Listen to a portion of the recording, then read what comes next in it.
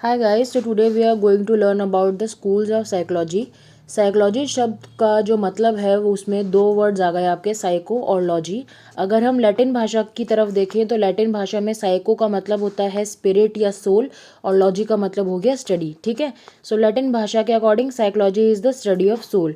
But अगर हम अपनी भाषा में बात करें तो साइको का मतलब हम मेंटल भी कहते हैं। ठीक है, और अगर हम नॉर्मल एक जो इसका जो बेसिक है उसकी बात करें तो इसका जो बेसिस है वो आया है ग्रीक वर्ड से साइकी, जो बोलते हैं ना साइकी। साइकी आपका दिमाग के बारे में ही बात हो रही होती है। ठीक है, so basically psychology is the study of mind. ठीक है, और इसी जो डेफिनेशन है इसको एक्सेप्ट किया गया था, बाकी सभी डेफिनेशंस को खारिज कर दिया गया था।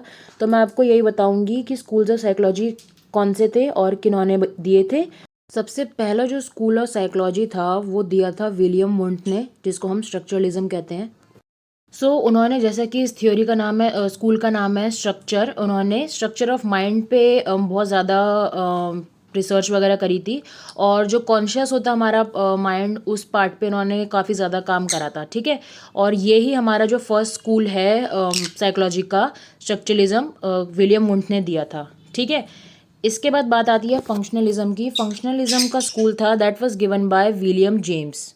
जो स्कूल ऑफ फंक्शनलिज्म था ये स्ट्रक्चरलिज्म के अपोजिट में आया था, क्योंकि फंक्शनलिज्म वाले लोग ये कह रहे थे कि हमको ये जानने में ज़्यादा इंटरेस्ट है कि दिमाग करता क्या है रेदर देन कि दिमाग का स्ट्रक्चर क्या है। ठीक है, स्ट्रक्चरलिज्म में उसके स्ट्रक्चर पे बात चल रही थी, बट जो फंक्शनलिज्म वाले थे वो फंक्शन पे ज़्यादा फोकस थे। ठीक है, इसके बाद आया आपका बिहेवियरिज्म। बिहेवियरिज्म विलियम वुंट ने दिया था, और जिसमें जो बिहेवियर होता है ह्यूमन माइंड से वो कैसे कनेक्ट है, हमारा थॉट प्रोसेस कैसे हमारे एक्शन से बिहेवियर को शेप देता है, उस बारे में विलियम वुड ने बात करी थी।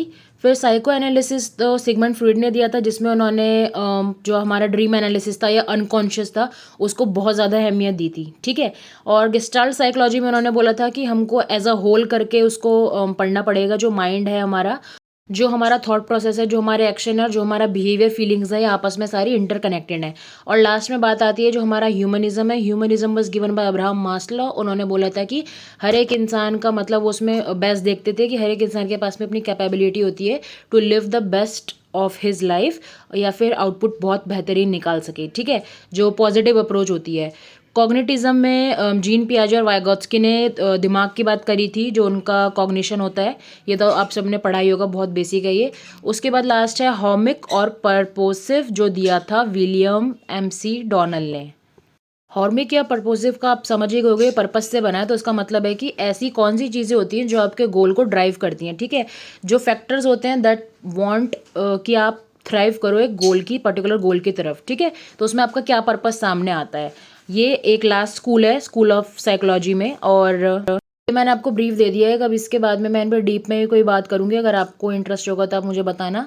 बट फिलहाल हम बात करते हैं कि फादर्स कौन कौन है जिन्होंने हर एक पर्टिकुलर डायरेक्शन में काम किया है। ठीक है, तो जो विलियम जेम्स और विलियम वुंट थे ना, देखो उनका तो नाम हर जगह पे आपको मिल जाएगा। उसके अलावा जो जहाँ पे बिहेवियर की बात है वहाँ पे जे बी वॉटसन हमेशा होगा, जहाँ पे साइको एनालिसिस की बात है वहाँ पे फ्रॉइड हमेशा होगा। ठीक है, इसके अलावा अब हम सबसे पहले बात करते हैं एजुकेशनल साइकोलॉजी की। एजुकेशनल साइकोलॉजी वो ब्रांच है जिसमें हम ये पता करते हैं कि जो पढ़ाई है या एजुकेशन है वो एक ह्यूमन माइंड को कैसे हेल्प करती है। ठीक है, और इसकी खोज करी थी थॉर्नडाइक ने। एजुकेशनल साइकोलॉजी के फादर थे थॉर्नडाइक। ठीक है, इसके बाद आए थे मॉडर्न साइकोलॉजी के फादर। मॉडर्न साइकोलॉ ये कोई क्रम में नहीं है। ठीक है, ये कोई सीक्वेंस वाइज नहीं है, बस जो स्ट्रक्चरलिज्म है वो फर्स्ट स्कूल था। ठीक है, वो बस मैं एक्सप्लेन कर रही हूँ लास्ट एक के बाद एक जो भी लिखा मैंने। ठीक है, तो modern psychology was given by William Wundt. ठीक है, तो देखो विलियम वुंट का बहुत जगह नाम है और जेम्स का भी नाम है, इन दोनों में कंफ्यूज मत होना। ठीक है, so modern psychology was given bye father of modern psychology was William Wundt. Now American psychology was given by William James. ठीक है, तो आपको बहुत ध्यान रखना है कि इन दोनों के नाम की भी स्पेलिंग सेम है और डिफरेंट है। ठीक है, modern psychology is different, American psychology is different, and सिर्फ साइकोलॉजी इज वेरी डिफरेंट। ठीक है, सो नॉर्मल जो साइकोलॉजी अगर आए तो that was also given by William Wundt. ठीक है, only American psychology was given by William James. इसके बाद हम बात करते हैं जो स्टडी ऑफ सोल है। स्टडी ऑफ सोल किसने दिया था? Study of soul was given by Plato and Aristotle. ठीक है, और स्टडी ऑफ सोल को खारिज कर दिया गया था क्योंकि सोल उन्होंने बोला था कि एक एब्स्ट्रैक्ट कॉन्सेप्ट है। इसके बाद उन्होंने बात करी थी लोगों ने कि स्टडी ऑफ माइंड हम साइकोलॉजी को टर्म दे सकते हैं, बट माइंड को भी खारिज कर दिया गया था। और माइंड के बारे में बताया था होब्स ने, जॉन लॉक ने, कैंट ने और ह्यूम ने। ठीक है, फिर माइंड के लिए भी उन्होंने बोला कि ना एब्स्ट्रैक्ट है, तब इस बात को खारिज कर दिया गया था। फिर आया कि स्टडी ऑफ कॉन्शियस हम बोल सकते हैं, जो साइकोलॉजी हम पढ़ रहे हैं उसको, और स्टडी ऑफ कॉन्शियस को भी खारिज कर दिया गया था क्योंकि उस टाइम पे इतना ज़्यादा ये एडवांस सब हुआ नहीं था, जो कि हमारा विलियम वुंट ने दिया था। लास्ट में बात आई कि study of behavior can be termed as study of psychology, और स्टडी ऑफ बिहेवियर जो जेबी वॉटसन थे उन्होंने बताया था। और बाकी तीनों चीज़ों को ऑलमोस्ट खारिज तो कर ही दिया था, सोल और माइंड को तो बिल्कुल ही कर दिया था, ठीक है, क्योंकि तब तक इतना कुछ एडवांसमेंट हुआ नहीं था। ये सारी बातें 17th और 18th सेंचुरी की हैं, तो तब तो लोग साइकोलॉजिस्ट को पागल ही समझते थे, ठीक है।